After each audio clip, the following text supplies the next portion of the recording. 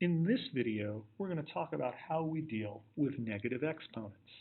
As you may recall, when you're dividing with exponents with the same base, you subtract the exponent of the denominator from the exponent of the numerator. All right, well, I'm going to start out this lesson by expanding this division problem. So 8 to the third power, of course, is the same as 8 multiplied by 8 multiplied by 8.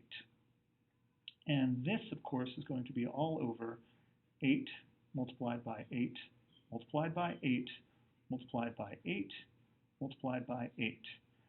And that would be 8 to the fifth power. 1, 2, 3, 4, 5. All right. So now I'm going to simplify. And these 8s would simplify. They would become 1s. These 8s would simplify, and they would become 1s. And these 8s would simplify, and they would become 1s. All right. Now let's go back into exponent form. So I would have 1 multiplied by 1 multiplied by 1, which would give me a numerator of 1. And 1 multiplied by 1 multiplied by 1 multiplied by 8 multiplied by 8, that would be 8 to the second power. And that is how it will work out for all negative exponents. What I mean is this: 8 to the third power over 8 to the fifth power is the same as 8 to the third power minus 5. Well, that's going to give us a negative exponent. And that's what we had right above us. This is the same problem. Well, what happens with negative exponents is we rewrite them as fractions.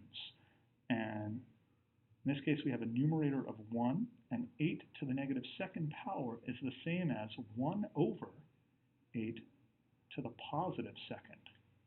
Okay? Let's take a look at another example.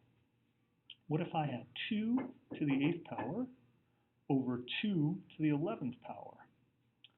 This would be the same as 2 to the 8th power minus 11, which of course would equal 2 to the negative third power. And I would rewrite this as 1 over 2 to the third power.